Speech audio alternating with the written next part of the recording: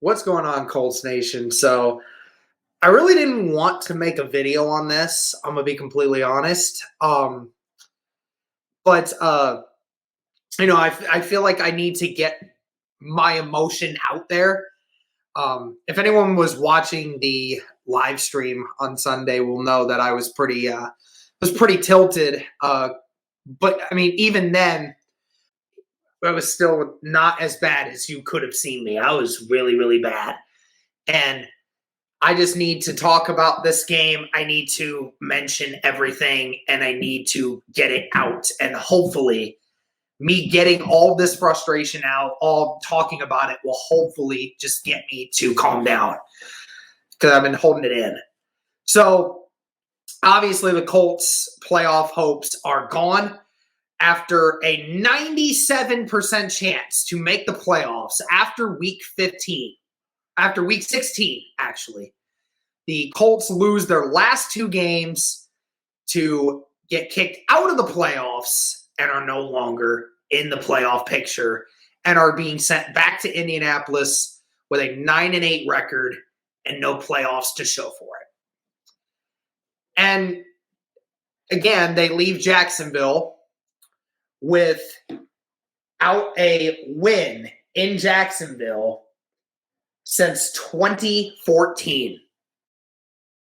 2014 was the last time that this Colts team, any Colts team, has beaten Jacksonville in Jacksonville.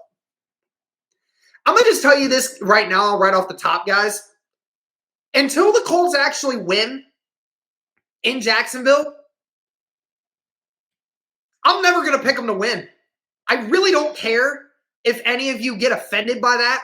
I know there's a bunch of trolls and a bunch of other Colts fans who think, believe me, I see your comments. The people that think that it's cool to say that I'm not a Colts fan because I don't pick my team to win every game on here. I really don't care. I don't care. And besides, I'm a realist. Unlike some of you other bandwagoners who will hop off the train as soon as some adversity happens, or you're just so high on them that you think that you have to support this team in every way that they do things. No, I'm not like that. I'm a realist. And until the Colts show me that they can beat Jacksonville in Jacksonville, I will never pick them to win that game ever again until they beat them. I'm not. The Colts could go another 5 years. Losing every game in Jacksonville. And I will continue to come on this podcast and not pick them to win in Jacksonville. Will not do it ever again until they actually start winning. And that's the sad part, too. The sad part is that this team, with all the talent around it, could not find a way to beat one of the worst team in the NFL this year. Regardless if it was in Jacksonville. You can't beat the team that had a quarterback that threw 2 touchdowns in his last 8 games. Leading into this, he had as many touchdowns in this game against Indianapolis as he did the previous 2 months. 2 months worth of games, and this quarterback did not throw as many touchdowns as he did against this team, this sorry-ass defense on Sunday afternoon. Guess we might as well just start with the defense. Like, what in the hell? What in the hell? Did y'all forget how to tackle? Did you guys forget how to cover? Did Matt Eberflus just check out halfway into the game or something? I'm honestly conspiracy theory right here. You guys can tell me in the comment section. Matt Eberflus check out a week early? He check out a week early? Or maybe he was wanting his defense to look so bad against the Jaguars that the Jaguars didn't want to get him, like wanted to stop contacting him altogether. Again, I don't know why you would do that because, like, if you didn't want the Jaguars job, you could just say that. This defense gave up more points to the Jaguars than they did to the Las Vegas Raiders, who are going to the playoffs, mind you. They gave up 23 last week. They just gave up 26. And also, not to mention, I mentioned it in the preview, the Jacksonville Jaguars had not scored more than 21 points in a game all season. And yet they scored 26. The most points they scored all game, all season. And not to mention, it was like the best game the Jags have had all season. And that was them beating Buffalo. They beat Buffalo where they didn't even score a touchdown. They didn't even score a freaking touchdown. And yet this game was miles ahead of what that game was for them. Miles. Ironically enough, that was the last win they had. And it was the beginning of November. And also, you guys want to know how many rushing yards they had this game? Over 100. They had 101 yards. Armstead and Dere and Ryman Armstead had 82 yards between the two of them. Not that amazing. But when you look at what Jonathan Taylor did, Jonathan Taylor had 15 carries for 77 yards. The Jacksonville Jaguars ran for more rushing yards than this Colts team did. Now, granted, the defense can't make up for the fact that the offense was atrocious yesterday. But giving up over 100 yards again to this Jacksonville offense that didn't have its two best running backs, and yet they get to clown our defense on Twitter because of it. And like I said, we forgot how to tackle. Guys were getting like 10, 15-yard catches that resulted in 20, 25, 30 because we just didn't want to hit them. And I know that the argument has been going around that the Colts with the COVID stuff and wondering if some players are getting like still fatigued and everything else.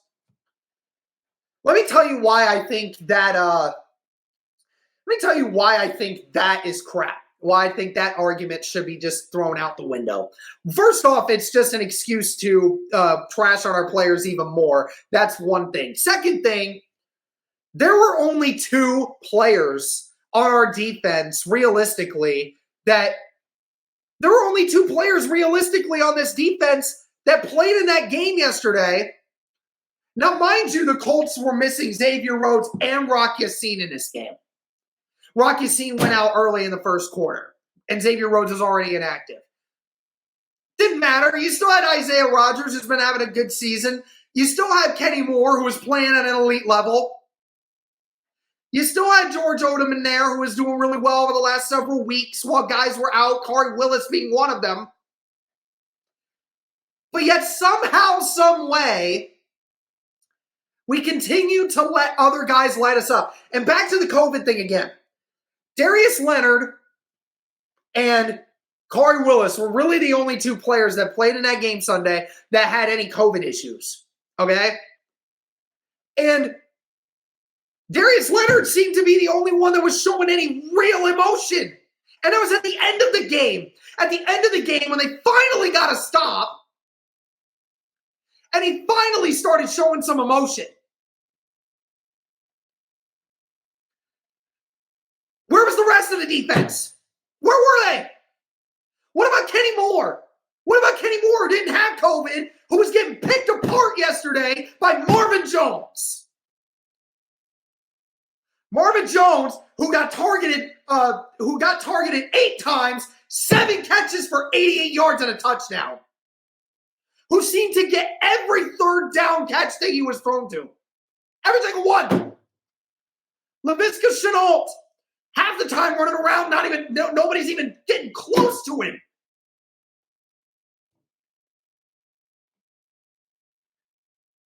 I just don't and Trevor Lawrence, best game of his whole season. 23 of 32, 223 yards, 2 touchdowns, no interceptions. He looked like the quarterback that should have been on the Colts Sunday. I don't know why the Colts defense continues to not be able to play against Jacksonville in Jacksonville. I don't get it. How do we consistently, over the last 7 years, continue to let this team put up almost 30 points on us every freaking time we play them in there? Why?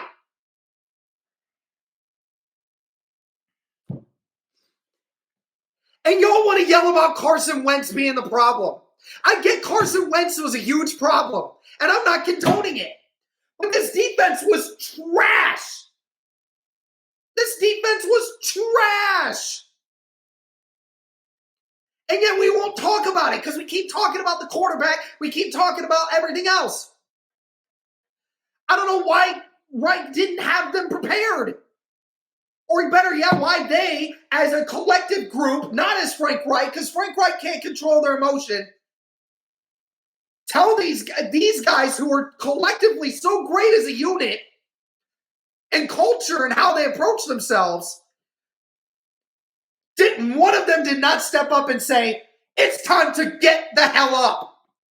It's time to get y'all asses into gear. It certainly didn't look like that yesterday.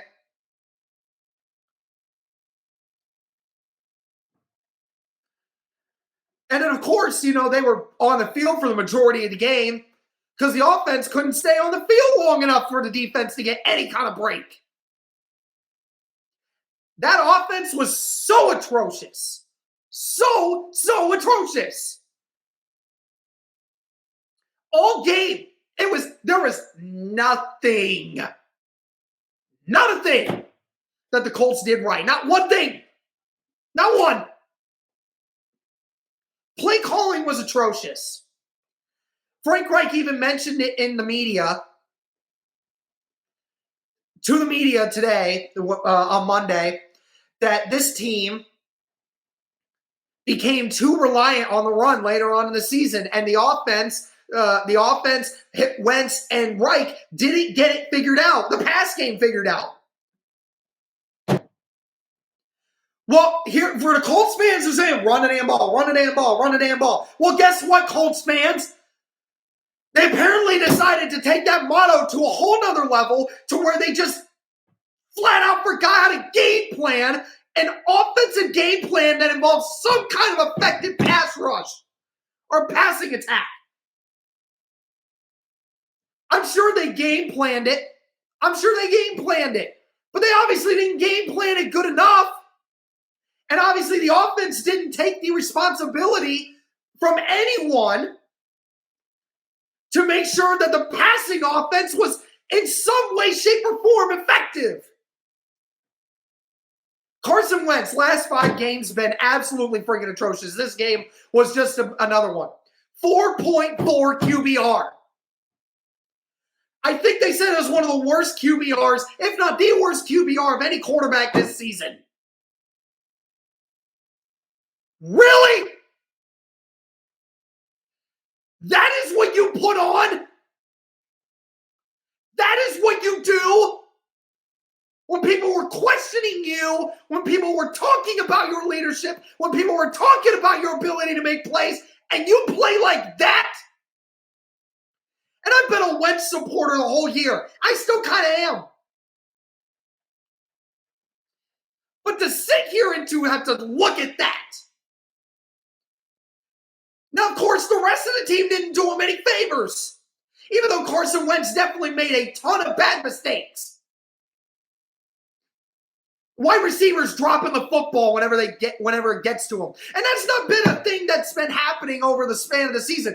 Early in the season, that wasn't much of an issue. It was mainly just inconsistency in the offense. This last few weeks, the receivers have been dropping passes left and right and left and right. It's like nobody knows how to get open. It's like nobody knows how to catch the football anymore. A couple times that Wentz put some good darts on some guys down the field. and they couldn't catch it, couldn't hold on. Then, of course, Michael Pittman leading the way yesterday. 6 catches for 64 yards and a touchdown, with most of that happening in the fourth quarter when we're already down by 3 scores. Where was he at all game? Why was Wentz not throwing in the football? Why was Michael Pittman not getting open? Why were we not game planning to get it to our best receiver? Telling me somebody couldn't do it? And again, I know Jonathan Taylor's been the golden boy this year, and he's been great. He didn't have a great game yesterday either. A couple of runs he could have broken to the outside with the running blocks, but he chose to go back inside, and he got stuffed. But again, most of it's not on him because the offensive line was trash yesterday. We were getting loaded. We were getting all of our these loaded boxes with 7 guys in it, but yet Reich wanted to continue to run the football on the inside. The offensive line couldn't move anybody. I feel bad for Jonathan Taylor in a way, because that offensive line was trash yesterday. And on top of it, back to the Carson Wentz thing. How many times was Wentz sacked yesterday? How many? Was it 6 or 7? It was at least 6. It was at least 6. How are you going to sit there and tell me that Carson Wentz was the biggest problem yesterday when every time he was dropping back, that offensive line couldn't stop anyone? Josh Allen had 2 all by himself early. Eric Fisher getting blown the hell up. No extra help for him. And then there was a couple guys getting sacks up in the middle of the freaking pack. Even when we tried to run play action, the Colts still could not run a play action because the offensive line couldn't freaking block. That one sack early in the third quarter that resulted in the Jaguars getting the turnover, that's not on Wentz. The freaking offensive line just let the guy go right through.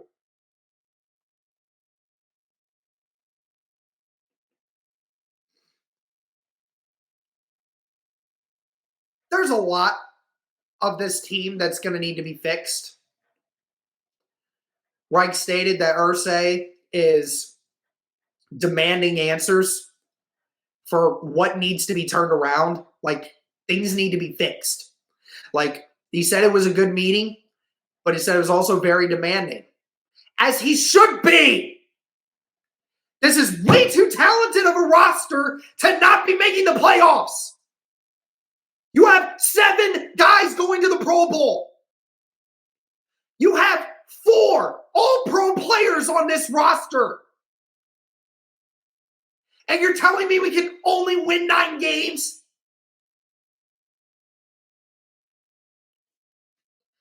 There's going to be a lot of videos coming out soon. I'm telling you that much. A lot of videos talking about what this team needs to do to turn things around. All I hope is I hope that these Colts players just sit there and absorb all of this. And remember what this feeling's like. I hope that they remember what this feeling's like so that way they can go home, get ready for next season, and know that they do not want to feel this pain again, because I don't. I'm just a fan. I'm just a fan that comes on here and talks about Colts football, and I must say this is one of the most embarrassing losses I think I've ever seen.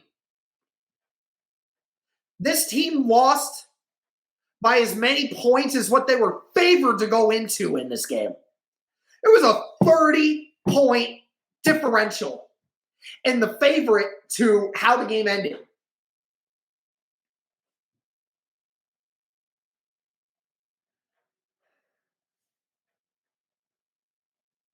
What needs to change? I don't know. I don't know all the answers to that yet. Like I said, I'm still trying to figure out my emotion here. I'm still trying to recover from this. And I'm still so freaking angry. And I'll say this for anyone that's wondering about the Wentz being the future quarterback sort of thing. I know people were talking about Reich's response to Wentz being the future QB versus Rivers and how the two were different. I have an easy combatant to that. The way the Colts ended the season in 2020 is completely different than how they're ending it in 2021. It's different.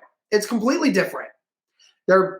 They lost in the playoffs to a great Buffalo team that went on to the AFC Championship game when the Colts could have had a chance to win it. It's a different feeling. Versus you just lost to the worst team in football when your season was on the line and you did nothing right. Of course there's going to be different emotion. Of course there's going to be.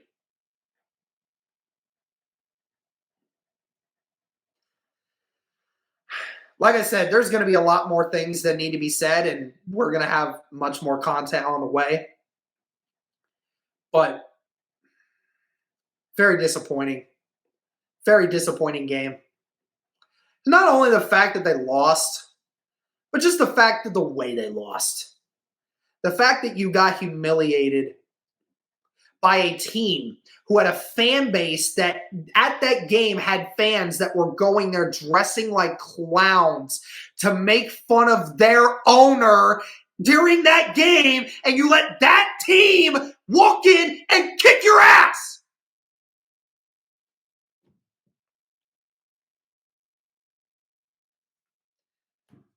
Not much more to say, guys. I'm sure everyone that watches this video is still going to be freaking angry and disappointed as much as I am. Like I said, there's going to be more videos coming, and that just ends the Colts season right there. 2021 season, not a good one by any stretch when we're looking at it from what this team could have accomplished. Just hope that next year they start to figure some things out, because I'm getting sick and tired of waiting. Thank you guys again for tuning in. Thank you all for watching this 2021 Colts season in review with us. Greatly appreciate all the support. Went from 5,000 subscribers in the off season last year to over 10,000 now. Greatly appreciate all of you. Hope everything is going well for you guys, and we'll be back with more content, and we'll be here to discuss some more stuff. So, again, thank you guys so much for the continued support, and as always, go Colts.